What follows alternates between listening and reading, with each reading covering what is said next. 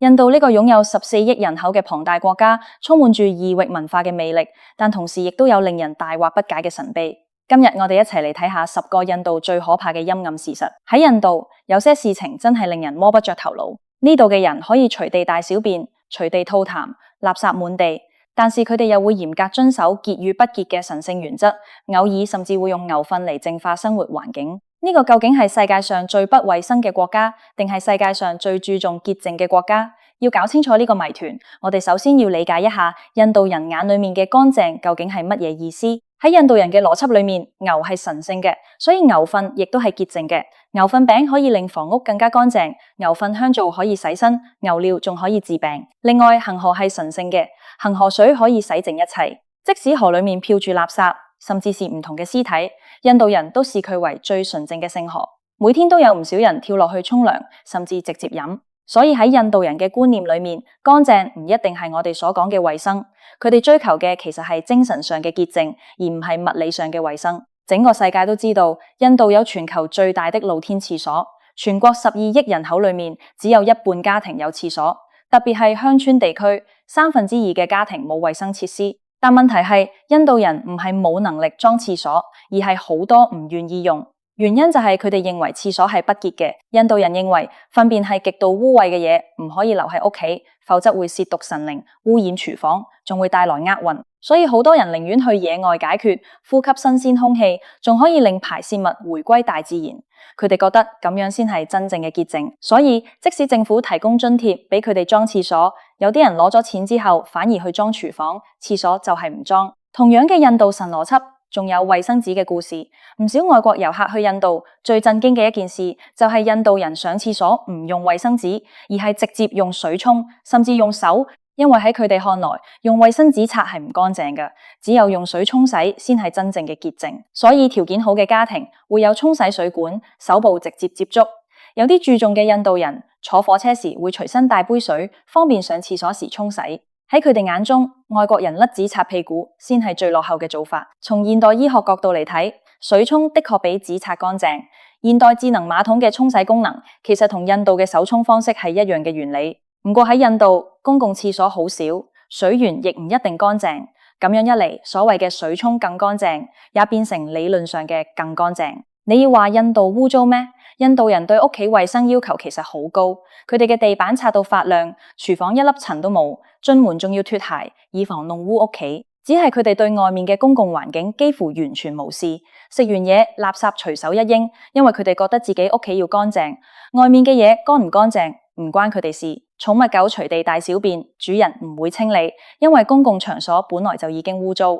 恒河已經污糟到不成樣，佢哋仲繼續喺河裏面沖涼、飲水、丟垃圾，因為精神上嘅潔淨比肉眼見到嘅衛生更加重要。呢個就係點解印度嘅豪宅可以同5星級酒店咁乾淨，而街頭卻臭氣熏天。總結嚟講，印度嘅衛生問題表面看上去似乎係污糟亂差，但實際上佢哋對潔淨嘅理解同我哋完全唔同。所以印度嘅衛生狀況到底是污糟定係乾淨？呢個可能要視乎你站在邊個角度去睇。你願意同呢隻狗結為夫妻嗎？如果你以為呢只係開玩笑，咁就大錯特錯啦。喺印度，呢啲婚禮唔單止係真實存在，仲有齊全嘅儀式、親友祝福，甚至仲有賓客送禮。歡迎嚟到印度嘅奇幻婚姻世界。喺呢度，婚姻唔單止係男女之間嘅契約，仲可能涉及狗、青蛙，甚至牛。印度泰米爾納德邦有名男子喺當地嘅寺廟舉行咗一場正式嘅人狗婚禮，新娘係一隻披住橙色沙龍、頭戴花環嘅流浪狗。故事開頭有點驚悚，15年前呢名男子用石頭送走咗2隻狗，之後將佢哋掛喺樹上。冇想過之後佢開始遭遇一連串怪異嘅不幸，4肢逐漸癱瘓，一隻耳朵失聰，日子過得苦不堪言。絕望之下，佢求助於一位占星師。占星師話佢如果想解開詛咒，唯一嘅方法就係娶呢隻狗為妻。就咁樣喺家人安排之下，佢娶咗眼前呢隻小狗，希望可以得到寬恕。至於婚後佢嘅狀況有冇改善，報紙冇後續報道。可能有一天，我哋可以在印度神片裏面睇到呢個故事嘅結局。如果話人狗婚姻可以理解為贖罪，咁人青蛙婚禮嘅理由就更加圓滑。喺泰米爾納德邦，每年都會舉行一場特別嘅婚禮。村裏面一位剛剛適婚嘅女孩要嫁俾一隻青蛙，整個儀式會按照傳統印度婚禮嘅流程進行。新娘化咗新娘妝，身穿華麗嘅沙龍，站在祭壇上等佢嘅青蛙新郎。村民會在寺廟水池搏命捉青蛙，經過幾個小時努力，終於捉到一隻。寺廟嘅牧師會為佢哋主持婚禮，現場樂器齊奏，氣氛熱烈。婚禮結束之後，青蛙會被人放回祠堂，而女孩就回家繼續佢嘅日常生活。村民相信呢個儀式可以保護佢哋免受邪惡和疾病嘅侵害。據說幾百年前呢度曾經爆發災難，唔少青少年不幸過世。村民向女神祈禱之後，女神喺夢中託夢，話佢哋每年一定要令化身為青蛙嘅濕婆神同化身為女孩嘅女神結婚，先可以保佑村莊平安。所以呢場人青蛙婚禮成了當地每年嘅傳統，每年都上演。印度嘅婚姻文化一向都係以複雜多元、充滿儀式感而著名。但是當結婚對象由人類擴展到動物界，事情就變得更加匪夷所思。但是深入了解呢啲離奇婚姻現象，你會發現背後隱藏住深厚嘅宗教信仰、古老嘅儀式傳統，甚至是社會現實嘅反應。所以當你聽到印度婚禮嘅時候，可以將腦洞開得更大，搞唔定新郎新娘其中一位會係你意想不到嘅存在。我一定幫你領到老婆嘅。呢句唔係一部愛情電影嘅台詞，而係印度一位母親喺被問到大兒子嘅婚姻大事時斬釘截鐵嘅回答。問題係佢嘅兒子連對象都冇，但呢啲唔影響佢對婚事的堅定，因為喺印度婚姻一向唔係談出來嘅，而係安排出來嘅。長久以來，包辦婚姻幾乎係印度社會嘅默認模式。喺1960年至2005年間，超過90%嘅印度婚姻都係由父母決定。即使現在有交友軟件、婚戀網站，年輕人可以稍微參與決定權，但婚姻嘅核心依然係家族利益、門當戶對，仲有嫁妝。儘管印度早在填寫1961年就立法禁止嫁妝，但現實中幾乎所有婚姻都離唔開呢筆彩禮。研究顯示，1950年至1999年期間，印度家庭支付嘅嫁妝總金額高達2500億美元。嫁妝嘅概念好簡單，女方家庭必須向新郎家庭支付一筆豐厚嘅財物，包括現金、黃金、房產、豪車等。至於金額嘅多寡，完全取決於新郎嘅質素，例如學歷高、工作體面、收入穩定嘅新郎，嫁妝叫價就更加高。如果女性家庭冇足夠嘅嫁妝，就可能令女生嫁唔出去，或者被逼下嫁一個低質素嘅新郎。更可怕嘅係，呢啲嫁妝唔單止令女性變成婚姻嘅買方，仲可能成為佢哋嘅催命符。喺印度，因為嫁妝爭執而被侵犯嘅事件屢見不鮮。有些新娘婚後遭到丈夫同婆家嘅勒索，如果女方家庭冇辦法繼續支付，就會遭遇更嚴重嘅侵犯。甚至有罹難事件發生，例如煤油事故、廚房事故等。呢啲可怕事件背後可能隱藏住一筆未結清嘅天價嫁妝。好多人可能會好奇，印度呢種婚姻模式真的有助於幸福咩？畢竟數據顯示，印度的離婚率不足1%，比起動輒30%至50%嘅歐美離婚率，似乎穩固得可怕。但低離婚率嘅真相唔係因為婚姻幸福，離婚喺印度被視為家庭嘅恥辱，特別係女性，一旦離婚，幾乎難以再婚，甚至被視為掃把星。除此之外，大多數印度女性冇獨立經濟能力，離婚意味住生活陷入困境。而且就如前面所講，結婚唔單止係夫妻兩個人的事，而係兩個家族嘅聯盟。離婚會引發家族之間嘅矛盾，導致女性被逼迫維持婚姻。但一切都在改變。近年隨住科技發展同觀念轉變，越來越多嘅印度年輕人開始挑戰傳統婚姻觀念。短短幾十年，印度婚姻由門當戶對包辦到底，逐漸演變到嘗試自由戀愛，挑戰傳統一夫一妻制。一方面係代代相傳嘅婚姻枷鎖，另一方面係現代化浪潮帶來嘅情愛自由。印度人正經歷一場前所未有嘅婚姻革命。未來，印度能否徹底擺脫包辦婚姻嘅影子，邁向真正嘅自由戀愛，可能將會比任何一部印度神片更加精彩嘅劇情發展。印度係一個充滿矛盾嘅國度，呢度有全球最嚴格嘅道德警察，但同時亦有全球最危險嘅女性生存環境之一。2007年，寶萊塢女星希爾伯傑蒂參加咗一場全球注目嘅大型尷尬現場。那天，佢同好萊塢明星理查基爾共同參加一場艾滋病防治宣傳活動，現場氣氛正熱烈。基爾突然情緒高漲地親咗傑蒂嘅手。本來只係一場普通嘅明星互動，但印度社會就徹底炸鍋。極端印度教組織怒火中燒，抗議基爾傷風敗俗。法官火速簽發逮捕令，指控兩人行為過度親密。然而，基爾很快就被無罪釋放，但傑蒂嘅官司竟然拖咗整整15年。唔少人至今唔知道事件爭議嘅焦點到底係乜嘢，竟然係因為傑蒂喺被親吻時冇反抗。喺某些人眼中，一個女人如果在公共場合被吻但冇掙扎，咁佢就有罪，佢就敗壞咗印度嘅道德。但同樣嘅社會卻對每日上演嘅無數宗侵犯案件選擇視而不見。數據顯示，2017年至2022年，印度共接獲18萬9千宗侵犯案件，平均每日86宗。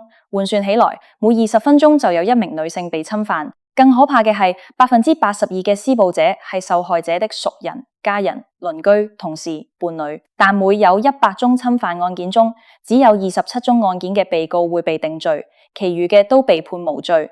儘管法律規定侵犯可以宣判直接去見上帝，但過去24年中，上帝只限到這20多萬人中的5個。喺印度，女性遭遇侵犯之後，社會嘅第一反應唔係譴責施暴者，而係指責受害者的穿着、行為，甚至出門嘅時間。佢穿得太暴露，先會被騷擾。好女孩唔會在夜晚出門，佢一定係自找嘅。如果佢夠端莊，怎會發生這些事？喺好多印度人嘅觀念中，女性應該純潔、端莊、順從。但如果一個女性受害了，那一定係佢自己唔夠保守、唔夠自重，而唔係施暴者嘅錯。於是保守嘅表象掩蓋住嘅係開放嘅暴力文化，開放嘅娛樂圈卻被保守嘅道德觀念打壓。可能一個健康嘅社會唔應該只是關心明星可唔可以接吻，而應該努力令每一個普通女孩都可以安心逛街，唔再害怕。你可能聽過咁樣嘅說法，印度工程師遍佈全球，硅谷嘅科技巨頭 CEO 越來越多係印度人。的確，微軟嘅薩提亞納德拉、谷歌嘅桑達爾皮查伊、Adobe 嘅汕頭努納雷恩，呢啲科技界嘅大佬們幾乎都係印度頂尖大學嘅產品。印度理工學院被譽為工程師嘅黃埔軍校，競爭激烈程度超越常春藤聯盟。就算是台積電等半導體巨頭，都係全球爭搶印度嘅工程師。但你知唔知道，印度擁有世界級嘅工程師，同時亦擁有世界級嘅文盲。喺呢個13億人口嘅國家，只有大約8%嘅人能夠接受高等教育，大多數普通人甚至冇資格讀書。印度嘅教育體系就好像一個金字塔，塔尖係精英，塔基係貧民，而中間幾乎係空的。喺印度，上學唔係理所當然嘅權利，而係一場殘酷嘅競爭。尤其對於貧困家庭嘅孩子來說，能夠堅持讀完基礎教育，簡直比中六合彩仲要難。2023年嘅德里，熱浪高達47攝氏度，公立學校因為冇空調而被迫提前停課，而私立學校卻依然開課，甚至開住空調繼續上課。呢個就係印度嘅現實。富人嘅孩子繼續學習，窮人嘅孩子只能被高溫逼回家，甚至可能永遠離開課堂。更可怕嘅係，印度嘅學校資源極度唔均衡。公立學校數量不足，基礎設施差，師資短缺，甚至連廁所都冇。私立學校嘅學費高昂，普通家庭根本負擔唔起。仲有受前排新冠疫情影響，唔少孩子因為屋企冇錢買計算機同網絡被迫停課。聯合國教科文組織嘅研究發現，印度嘅貧困兒童因為氣候變化和經濟壓力，失去教育機會嘅可能係富人家庭孩子嘅2倍以上。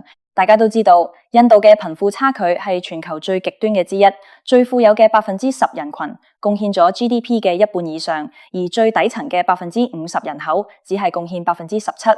呢種經濟鴻溝直接影響咗教育機會，讓富人越富，窮人越窮。呢個唔係危言聳聽，印度嘅高端人才同低端努力正形成兩個完全唔同嘅世界。簡單舉個例子，假設你係印度一個普通家庭嘅孩子，幸運地通過重重困難讀完咗基礎教育，你接着要面對嘅係比高考更加恐怖嘅現實。德里大學普通本科課程每年學費大約$400，印度理工學院年學費高達$2000，杭捷普農業大學年學費$1600。要知道，印度普通工人每個月的工資只是$70，即係話一個普通印度家庭必須唔食唔飲5到10年，先可以供一個孩子讀完大學。更糟糕嘅係，政府嘅預算削減導致公立大學資源匱乏，唔少學校不得不依賴貸款維持運營，而呢啲成本最終都會轉嫁到學生身上。而嗰啲幸運地撐過一切、順利畢業嘅學生們，佢哋迎來嘅唔係光明的未來，而係印度歷史上最差嘅就業市場。2019年，印度嘅失業率創下45年來新高，疫情後更是雪上加霜。曾經嘅世界增長最快嘅經濟體，現在經濟增速跌至3.1%，裁員潮、工資縮水成為常態。唔少家庭傾盡所有積蓄供孩子讀大學，結果孩子畢業後卻唔到工作，甚至只能回家種田或擺攤。更諷刺嘅係，印度嘅博士生去搶小學教師職位，工程師去做巴士司機，碩士畢業生去送外賣。高學歷等於好工作，早已成為過去式。現實中，印度嘅高等教育培養咗一大批過剩嘅精英，而社會卻無力吸納佢哋。如果繼續咁樣下去，未來嘅印度可能會呈現兩種極端：一小部分超級精英主導科技、商業、政治，壟斷國家資源；絕大部分人陷入文盲、失業、貧窮，無法擺脫底層命運。呢個唔單止係教育問題，仲係印度社會結構嘅危機。如果教育唔可以成為階級流動嘅工具，而只係鞏固既有階級，咁社會嘅唔平等只會越來越嚴重。如果醫生話你食條活魚可以治好哮喘，你會唔會相信喺印度每年有數十萬哮喘患者排隊等候一個神奇嘅療法，吞下塞滿草藥嘅活魚？呢個唔係電影《少年派的奇幻漂流》嘅情節，而係真實存在、吸引超過50萬人參加嘅年度盛大儀式。呢個奇特嘅儀式可以追溯到1845年，據說當時一位聖人將一個神秘嘅草藥配方傳給咗呢個家族，還告訴佢哋只要將呢種藥插入活魚嘅嘴裏，讓病人吞下去，就可以治好哮喘。從此每年呢個時候會有大量嘅哮喘患者由全國各地湧到海德拉巴排隊等候神魚療法，政府甚至會特別提供小魚。如你所見，病人會捏住鼻，將魚整條吞下肚，唔可以咀嚼，唔然藥效可能冇咗。如果係素食者，佢哋仲會貼心地用棕櫚糖代替魚。就咁樣，每年都有數十萬人寧願吞活魚，都唔願意相信現代醫學。雖然當地嘅村民堅持認為佢哋嘅魚料可以根治哮喘，但醫生同科學家完全唔買賬。科學研究表明，哮喘係一種慢性肺病，係唔可以治癒嘅，只能通過藥物控制。好多專家認為呢場儀式嘅效果可能只是安慰劑效應，一切都只是心理作用。但喺中間最危險嘅係，有啲人吞咗魚之後，誤以為自己已經痊癒，就停止用吸入器或藥物治療，反而加重病情，甚至可能致命。而更加令人擔心嘅係，魚可能會卡住喉嚨，甚至入了氣管，引發嚴重嘅呼吸道問題。講到呢度，你可能會疑惑，點解喺現代醫學咁發達嘅時代，傳統療法仲係咁流行？答案其實好簡單，就係絕望。哮喘係一種需要終身管理嘅慢性病，好多病人聽到唔可以根治呢句話後，會感受到極大嘅心理壓力。佢哋唔想一生都依賴吸入器或藥物，所以願意嘗試任何可能嘅神奇療法。當你聽說有個無害又可能有效嘅方法，你會唔會試試？如果有人話你呢個方法已經成功治療咗數十萬人，你會唔會動心？呢個就係點解大批人寧願相信神秘家族嘅祖傳秘方，都唔願面對現實。如果話印度有乜嘢多到爆，咁肯定就係機車。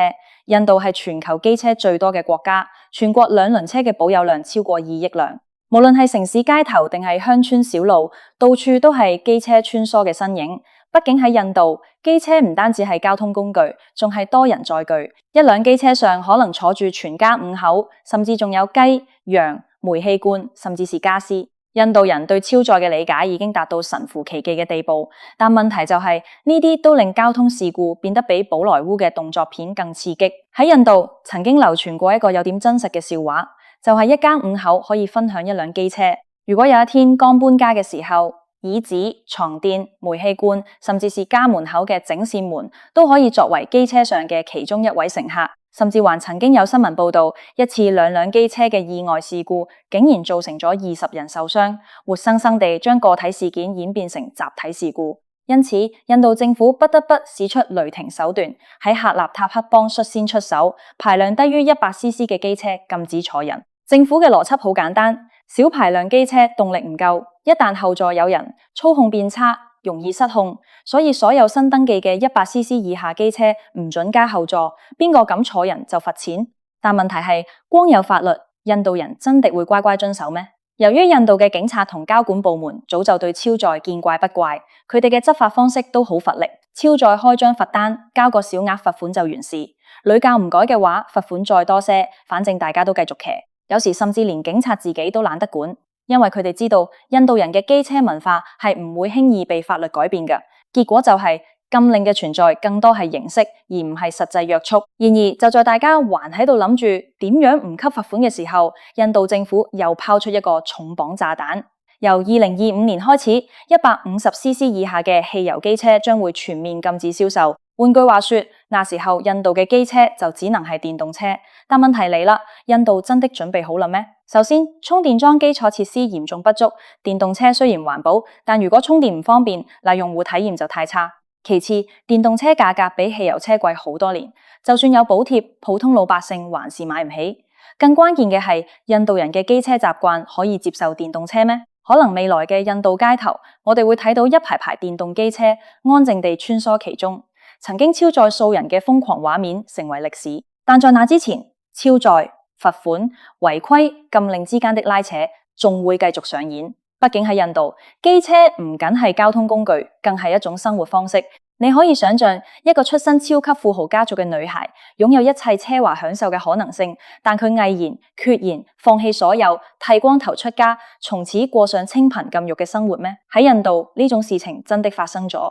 2023年1月18日，德凡西桑維，印度鑽石巨頭嘅繼承人，剃光頭髮，換上簡單嘅白色棉衣，正式成為耆那教嘅一名修行者，徹底告別紅塵世界。要知道，德凡西嘅家族唔係普通嘅有錢人，而係印度最頂級嘅富豪之一。佢嘅家族係印度著名的鑽石城蘇拉特嘅鑽石大亨，淨資產高達50億盧比，約合5700萬美元，喺裸鑽市場上經營咗幾十年。咁樣一個家族嘅長女，原本可以繼承龐大嘅商業帝國，住豪宅、開名車、穿高級珠寶，享受最奢華嘅生活。但呢一切財富、權勢、榮耀，佢竟然毫不留戀，只求心靈上嘅解脫。想理解德凡西嘅選擇，就必須了解耆那教。耆那教嘅不殺生信仰堪稱極端，唔單止唔食肉，連土豆、洋蔥、大蒜呢啲根莖類植物都唔可以食，因為拔起佢哋會殺死土壤中嘅微生物。耆那教認為財富和物質享受係人生痛苦嘅根源，真正嘅自由係放下執念，追求靈魂嘅解脫。據熟悉佢嘅人講，德凡西從小就對財富毫無興趣，佢唔睇電視，唔逛商場，唔去餐廳，而係最喜歡待喺寺廟裏。父母原本以為呢啲只是孩子嘅興趣，冇想到佢嘅信仰越來越堅定。最終喺年僅8歲嘅時候，德凡西向父母提出了出家嘅請求，徹底放棄世俗生活，成為耆那教僧侶。佢嘅父母雖然係億萬富翁，但佢哋同樣係虔誠嘅耆那教徒，最終決定尊重女兒嘅選擇。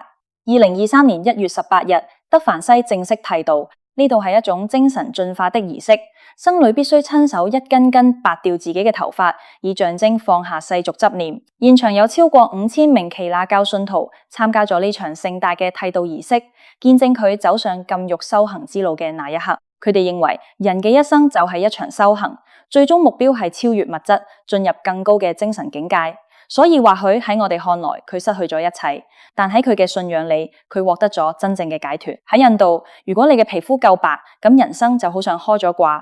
喺婚姻市場裏，白色嘅女孩被視為高級貨，結婚更容易，嫁妝更少，更迭時皮膚白嘅應徵者更受歡迎，甚至會影響可唔可以做空姐。影視圈白皮膚嘅明星霸佔銀幕，深色皮嘅演員好難上位。於是印度人拼命追求白色皮膚，一年狂用250噸美白霜。調查數據顯示，有60%嘅印度女性同10%嘅男性都會使用美白產品。美白霜嘅銷量甚至比可口可樂更高。有些女孩為了令皮膚變白，唔懂用含汞嘅美白霜，令皮膚病變甚至中毒身亡。睇到呢啲數據，印度嘅膚色迷思真的只是審美問題咩？膚色其實喺印度唔係一日兩日嘅事。喺幾千年前嘅種姓制度中，高種姓嘅婆羅門、剎帝利通常皮膚較白，低種姓嘅賤民皮膚較黑，因為佢哋長期從事戶外勞作。喺社會階級嘅劃分中，膚色從一開始就代表咗地位。另外，從莫臥兒帝國到英國殖民者嚟印度統治嘅多數係膚色較淺嘅外族人，佢哋自然覺得自己比本地人高級。呢種觀念被印度社會潛移默化地接受。喺英國殖民時期，膚色歧視甚至成為了明文規定嘅社會規則。英國人住嘅地方叫做白鎮，印度人住嘅地方叫做黑鎮。膚色較淺嘅印度人會被英國人優待，得到更好嘅工作機會。於是膚色逐漸成了身份嘅象徵，黑等於低賤，白等於上等。當然，隨住時代嘅進步，近年印度都開始有反抗膚色歧視嘅聲音。2009年，印度非政府組織發起了黑即是美運動，試圖打破白即是美嘅刻板印象。2014年，印度政府禁止膚色歧視廣告，要求品牌唔可以用負面形象描述黑皮膚。2020年 ，Fair Lovely 被迫改名為 Glow，Lovely 去咗白色呢個字眼。寶萊塢女演員蘭迪塔達斯公開反對白色至上嘅審美，鼓勵女性接受自己嘅膚色。但現實係美白市場依然瘋狂，每年增長5.4%，企業仲用各種方法推廣美白產品。雖然美白呢個詞變成了換亮提亮膚色，但本質上印度社會仍然推崇白色皮膚。講返轉頭，膚色歧視唔單止係印度嘅問題，全球好多地方都有類似現象。只係喺印度，膚色幾乎決定咗一個人之命運，它影響婚姻、事業、人際關係，甚至生存權利。黑皮膚唔應該成為人生嘅缺陷，或許真正需要美白嘅係社會對膚色嘅偏見。喺印度，每日有數百萬宗交易喺紅燈區發生。呢個國家被稱為亞洲天堂女郎，唔單止擁有世界上最多嘅男女工作者，仲成為咗國際男女旅遊者嘅最愛。但呢個龐大嘅產業並非建立喺自由意志之上，而係無數女孩嘅眼淚和血淚交織出來嘅悲劇。呢個角度嘅法律極為矛盾，男女交易係合法嘅，但皮條客活動係非法嘅。男女交易存在於每個大城市，但始終游走喺法律邊緣。警方定期突襲，但背後往往涉及官員腐敗和利益輸送。換句話說，印度男女產業名義上被限制，實際上卻喺社會默許之下不斷壯大。喺孟買、德里、加爾各答等地的紅燈區，街頭巷尾充斥住男女交易嘅信息，成為全球遊客追捧嘅目的地。呢個唔單止係印度本土嘅問題，更係一個跨國男女交易嘅漩渦。喺卡馬蒂普拉，女性嘅第一次交易係被拍賣嘅，而且平均標價只需800盧比，即大約10美元。呢啲女性被鎖喺男女工作室裏，窗戶和門上裝住鐵欄杆，防止佢哋逃跑。呢個制度源於英國殖民時代，而至今傳統模式仍然喺使用。呢種龐大嘅本地男女產業吸引咗大量嘅外國遊客。加爾各答嘅索納加奇、孟買嘅卡馬蒂普拉、德里嘅大巴斯提安布，呢啲地方唔單止係印度最大嘅紅燈區，亦係全球男女交易最活躍嘅地區之一。低廉嘅男女服務價格令印度成為富裕國家遊客嘅秘密天堂。聯合國數據顯示，2016年印度有近70萬男女工作者，非官方數據甚至高達300萬。佢哋唯一嘅未來可能就係因疾病過世或者被人遺忘。奧斯卡獲獎紀錄片《生於妓院》曾經揭露過呢個殘忍嘅世界。男女工作室裏嘅孩子從出生開始就注定咗自己嘅未來。女孩子長大後被迫繼承母親嘅職業，男孩子就會變成皮條客，繼續掌控呢個污濁嘅產業。呢個唔係個別案例，而係一個持續咗幾個世紀嘅循環。印度政府對呢個產業嘅態度一直搖擺不定。2016年，政府曾經提出保障男女工作者權利嘅法案，但遲遲未落實。2023年，政府加強打擊人口販運，但是男女工作依然合法。問題係真正控制男女產業嘅係警方、官員和皮條客嘅黑色利益鏈。唔少警察和官員和男女產業有千絲萬縷嘅關係，佢哋唔單止唔打擊，甚至從中牟利。當受害者嘗試報警，反而可能被強行送回男女工作室，有時甚至是警察帶頭組織男女交易。一位攝影記者記錄咗印度男女產業10年，佢話120年來乜嘢都沒有改變。儘管印度嘅男女工作者大多處於絕望之中，但仍然有些人試圖改變佢哋嘅命運。例如由前男女工作者和皮條客組成嘅孟買青少年挑戰組織，盡力幫助女孩逃離男女工作室。仲有由65000名男女工作者組成嘅杜巴爾婦女組織，一直為自己嘅權益而奮鬥。呢啲組織嘅目標只有一個，打破呢座亞洲娛樂天堂，終結世代相傳嘅悲劇。